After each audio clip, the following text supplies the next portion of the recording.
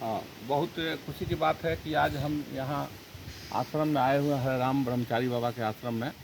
और बहुत सौभाग्य की बात है कि इसी गांव के बगल के हमारे एक बहुत करीबी हैं और ये सारन एकेडमी छपरा में हेडमास्टर साहब से रिटायर किए हैं श्री विजय कुमार सिंह जी। और ये चूँकि ग्रामीण हैं, भक्त स्वभाव के हैं, तो मैं आपसे सर जानना चाहता हूँ कि बाबा के बारे में कुछ बताइए कि क्या ये जगह का किस लिए प्रसिद्ध है और क्यों माने इतना महात्म है। महात्म है कि बाबा का बहुत ही उच्च सोच के व्यक्तित्व थे। उस जमाने में यहाँ आए, ये पूरा यह जंगली एरिया था। अच्छा, बस्ती नहीं थी यहाँ, दूर दराज तक यह जंगल रहा था। पूरा इलाका जो था जंगलात था। दिन में भी लोग डरते थे आने के। लेकिन यहाँ आकर के इन्होंने बचपन में घर से किसी कारण से निकले और आकर इन्होंने साधना की और साधना के बल पर इनको आध्यात्मिक शक्ति प्राप्त हुई। और सबसे बड़ी खासियत थी कि इनका एक अपना ध्येय जो था कि ये नारी से दूरी बना कर रखने का है इनका शुरू से ही। बाल ब्रह्मचारी थे। तो महिलाओं को इस आश्रम पर परहेज था आने से पहले। उस जमाने में हम लोग सुना करते थे, हम लोग तो देखे नहीं है। लेकिन मैं जिस परिवार से सर आता हूँ, उस परिवार का सौभाग्य है कि हमारे पर बाबा को इनको सेवा करने का सौभाग्य प्राप्त हुआ। दूध पिलाते थे, कहा करते थे, दूध पीते थे और दूध पीने के बाद जो बचता था दूध को पेड़ पर डाल देते थे। 3 परिवार के लोग यहाँ उनको दूध पिलाते थे। एक धनपत यादव, कोकिल यादव उनके पिताजी थे, वो उनका दूध पीते थे। और विजय शंकर दुबे जो अभी मंत्री विधायक हैं, पंचानंद दुबे इनके पिताजी थे, दादा, वो दूध पिलाते थे। और हमारे देवदत्त ठाकुर थे हमारे बाबा पर बाबा, वो दूध माने 3 आदमी का दूध आता था।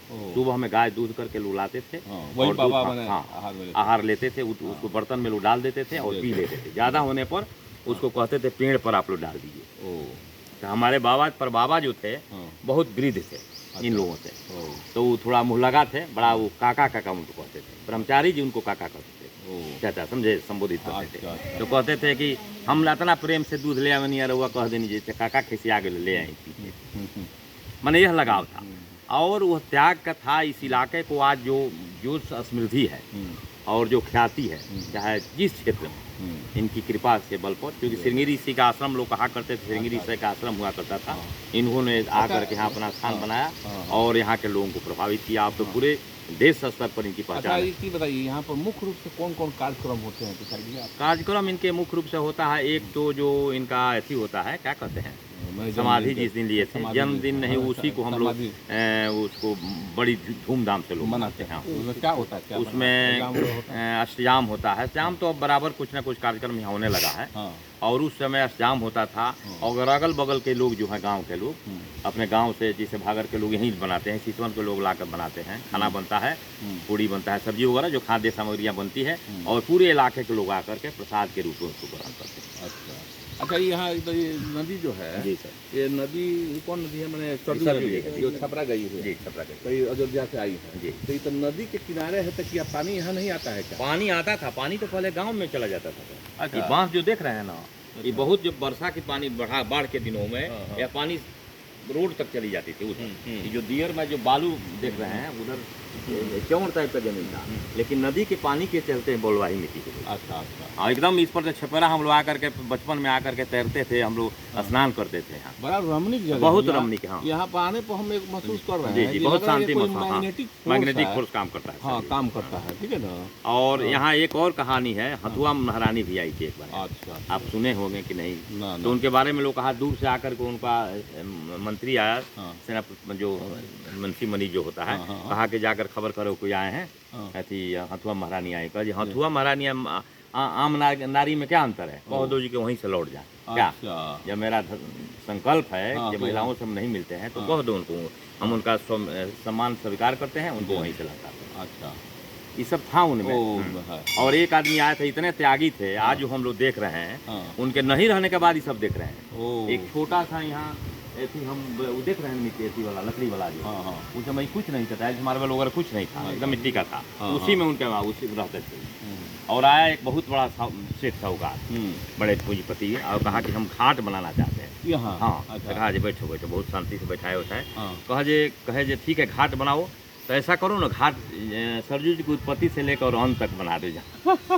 तो बेचारा पैर पकड़ कर माफी मांगा कि सर, तो उस सोच के उनको ही नहीं था कि इसको विकास करना है, डेवलप करना है, मंदिर बनाना है, बहुत बड़ा टाइल्स मार्बल। अध्यात्म का मतलब ही है अहंकार शून्य होना चाहिए। जहाँ अहंकार है वहाँ अध्यात्म आ नहीं सकता। इस संदर्भ में हमारे मित्र हैं रविंद्र बाबू, ये अध्यात्म से जुड़े हुए हैं, आप थोड़ा सा कुछ प्रकाश डालें। जी, ये अध्यात्म आत्मा की विद्या है। This is the science of soul, और in this very science we have to learn many things. बहुत सारी चीजें हमें जाननी पड़ती हैं। ऐसे में बाबा के बारे में जहाँ हम खड़े हैं, यह एक ऐतिहासिक जगह है, और रोज बरोज आए दिन लोग यहाँ आते रहते हैं, और चॉइसेस लोग आते हैं, बड़े बड़े स्कॉलर्स आते हैं, रिसर्चर्स आते हैं, डॉक्टर्स आते हैं, और नेशनल स्तर के लोग यहाँ जरूर आते हैं, और आते हुए बाबा के बारे में चर्चा होती है। तो जी, नज़दीक के इलाकों से आए हुए लोग बाबा के बारे में, बाबा के चमत्कारों के बारे में हमेशा शेयर करते हैं, और हमें बताते हैं कि बाबा ने राम नाम को सिद्ध कर लिया था। जैसे कहा जाता है मरने के बाद कि राम नाम सत्य है, तो वो मरने के बाद कहा जाता है, और वो राम नाम लीजेंड बन के रह जाता है, दंत कथा बन के रह जाता है। लेकिन बाबा वह दिव्य पुरुष थे जिन्होंने अपनी जिंदगी के अंदर ही राम नाम सत्य है को सिद्ध कर लिया था, और बताया गया है कि जिसने राम नाम को सिद्ध कर लिया वह तो ऊपर उठ जाता है, वह विश्व की आत्मा हो जाता है। और इस तरह से जो आत्मा विश्वात्मा बन के उभरती है, उसके पास कौन नहीं जाएगा। वह तो एक दर्शनीय स्थल है, वहाँ सभी जाएंगे, और शहीदों के मज़ारों पे लगेंगे हर बरस मेले, वतन पे मरने वालों का बाकी यही निशा होगा। धन्यवाद, बहुत बहुत धन्यवाद। तो एक बार प्रेम से बोलिए हरे राम ब्रह्मचारी बाबा की जय, इस पवित्र स्थान की जय, सरजू माता की जय, गंगा माता की जय, हर हर महादेव की जय।